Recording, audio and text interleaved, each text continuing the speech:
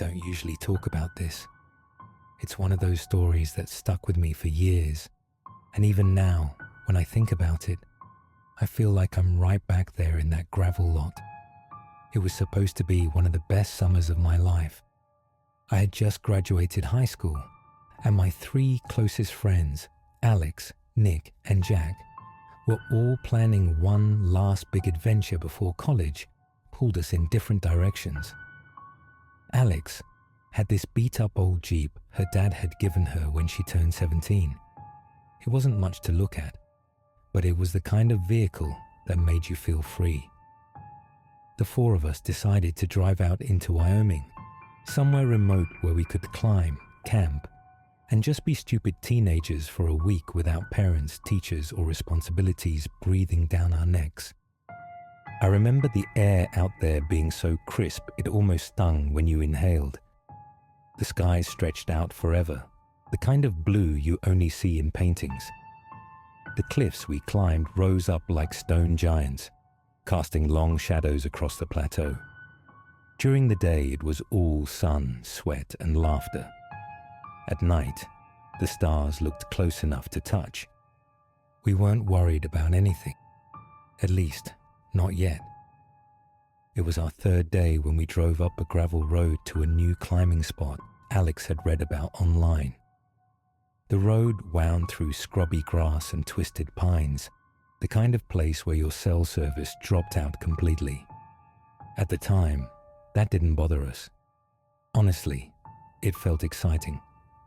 Like we were off the map, somewhere nobody else could find us. The lot at the end of the road was empty. Just a wide, dusty clearing with a couple faded signs warning about rattlesnakes. Alex parked the Jeep, and we spilled out, stretching, grabbing our gear, joking about who would chicken out first on the climb. That's when we heard it. A truck engine, loud, ragged, like it hadn't been serviced in years, roaring up the road behind us.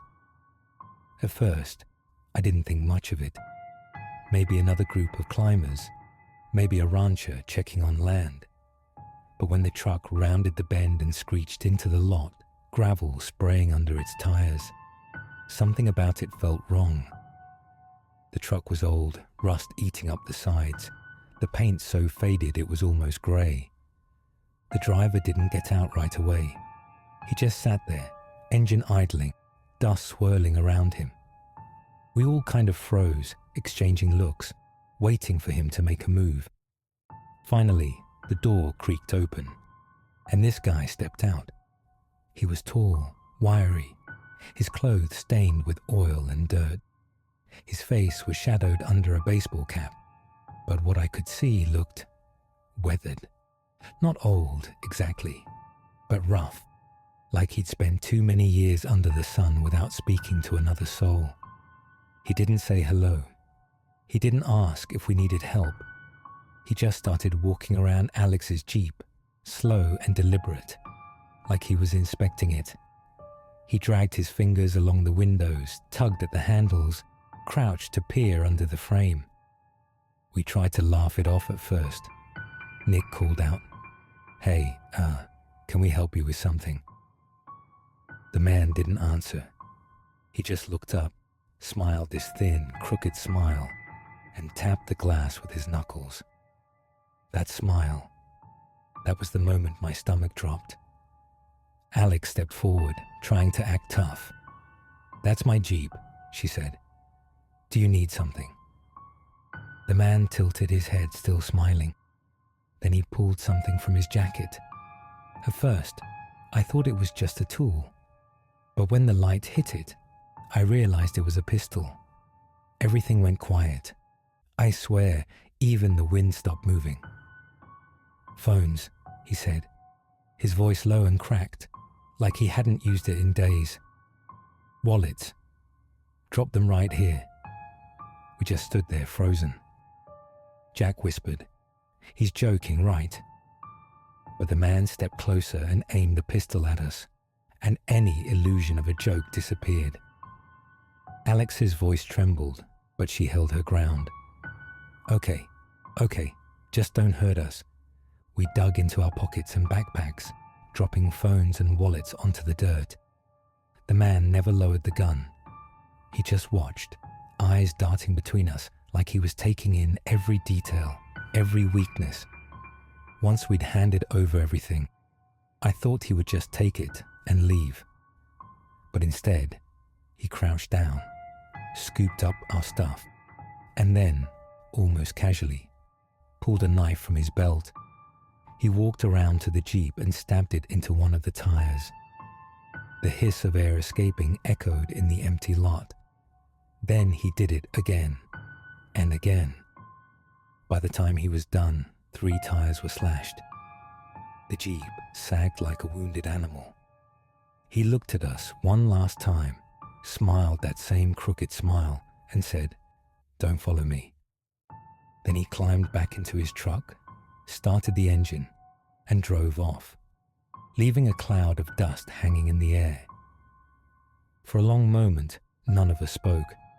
It felt like if we made a sound, he'd come back. Finally, Alex broke the silence. "We need to call the cops." But when she reached for her pocket, she remembered her phone was gone. All of ours were. Panic started setting in. We were miles from town, with no cell service, no way to drive out, and no clue if that man was waiting for us down the road. We debated running down the trail to find other climbers, but the thought of leaving the Jeep behind, our only shelter, our supplies, felt dangerous. So we decided to stay put for the night, barricading ourselves inside the Jeep with whatever we could find. The hours dragged by. Every sound made us jump. The creak of branches in the wind, the rustle of grass, even the distant cry of coyotes. It all sounded like him coming back. At one point, sometime past midnight, I swore I heard the rumble of an engine far off in the distance. Nick said I was imagining things, but I never really believed that. Morning finally came, and with the daylight, we worked up the courage to hike back toward the main road. It took hours, but eventually, we flagged down a rancher in a pickup who gave us a ride to town. We filed a report with the sheriff, but without a license plate, without phones to track, and without any real description beyond a tall guy in a cap with a rusty truck. There wasn't much they could do. They promised to keep an eye out, but I could tell they didn't expect to find him. We went home the next day. Nobody said it out loud, but the trip was over. The adventure we dreamed about had turned into something we just wanted to forget. But here's the thing, I can't forget. It's been years now, but sometimes I wake up at night convinced I can hear that same rattling engine outside my window. And I think about that smile, the way he looked at us like he was deciding whether to take our money or something else. Because deep down, I don't think he cared about the wallets or the phones. I think he slashed those tires to make sure we couldn't leave. And the part that really chills me is knowing he changed his mind about what to take at the very last second.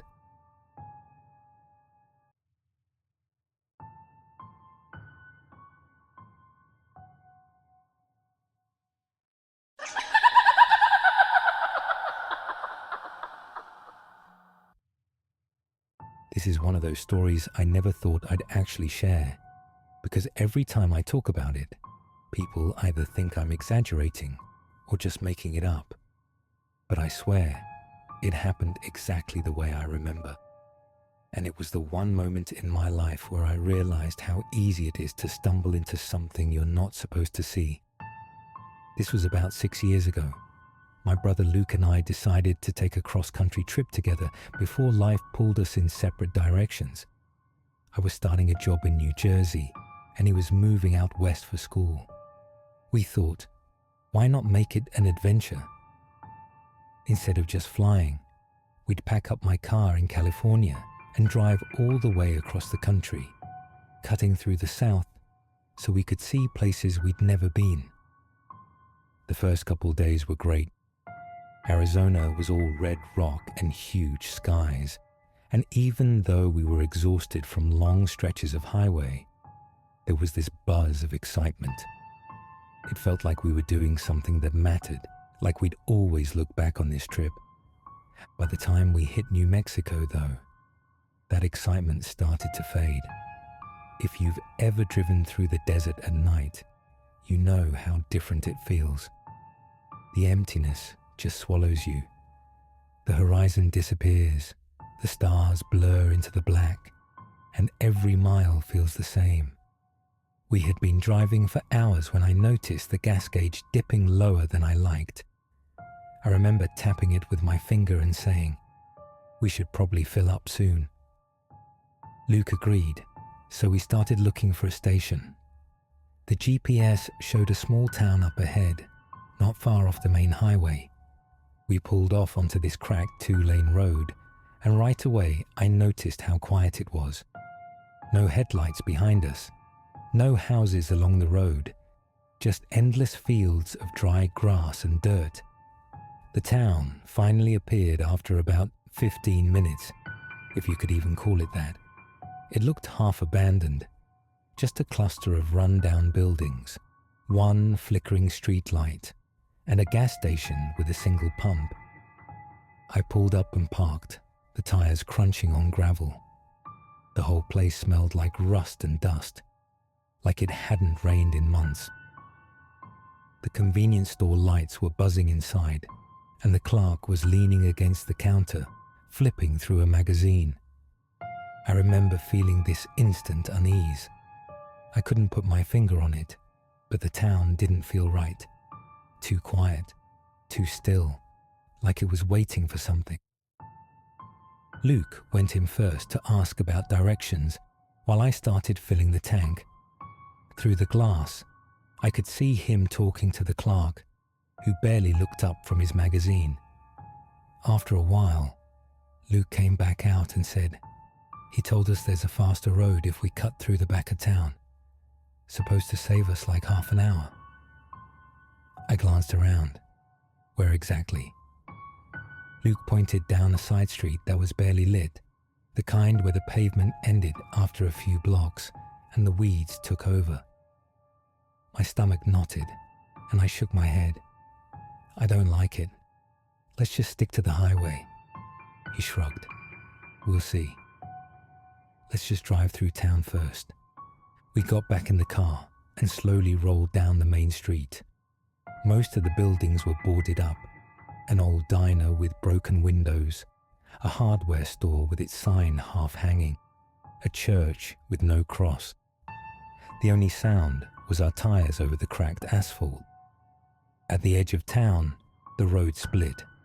The highway stretched straight ahead, empty and dark. To the left, the back road the clerk mentioned curved into a patch of weeds and brush, disappearing into blackness. We were sitting there debating what to do when headlights suddenly lit up behind us.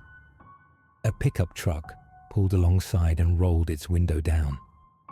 The driver was an older guy, maybe in his 50s, with a weather-worn face and a look that told me he wasn't messing around.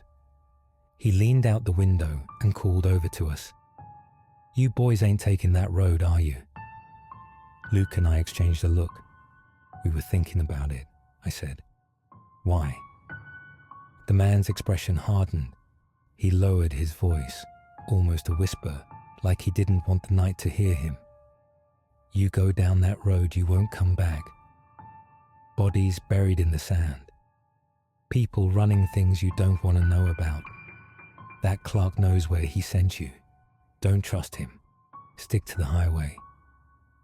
Before we could even respond, he revved his truck and drove off into the dark, leaving us sitting there stunned. I can't explain the chill that went through me. I'd been uneasy before, but hearing it out loud, hearing him say bodies buried in the sand, it was like something cracked open inside me. Luke tried to laugh it off, saying, "Maybe he's just some paranoid local." But his voice shook. We both knew he didn't believe it. We didn't even think twice after that. I turned the car back toward the highway and we drove without stopping until we hit the next major city. Neither of us said much during that drive.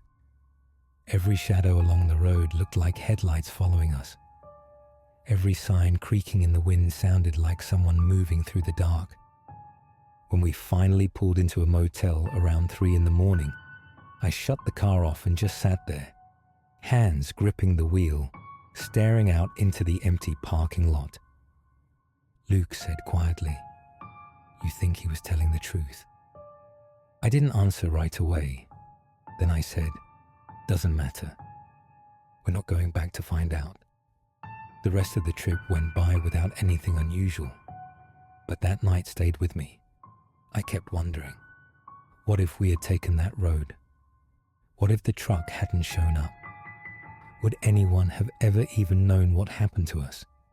Years later, I told the story to a friend who grew up in New Mexico. He got really quiet when I described the town. Then he said, "I know that place. Locals don't even talk about it. My uncle used to call it the dead zone. Apparently the area was a hotspot for cartel activity back in the 90s, and some people believe it never really stopped. There were rumors about drugs being moved, deals going down, people disappearing. Law enforcement never confirmed much, but everyone in the area knew to stay away." I asked him if the road was still there. He nodded. "Yeah, overgrown, half washed out. But if you want to see it, you can still find it." That's the part that sticks with me most. The idea that the road is still waiting, winding out into the desert where no one will find you. And every time I think about it, I hear that man's whisper in my head, "You won't come back."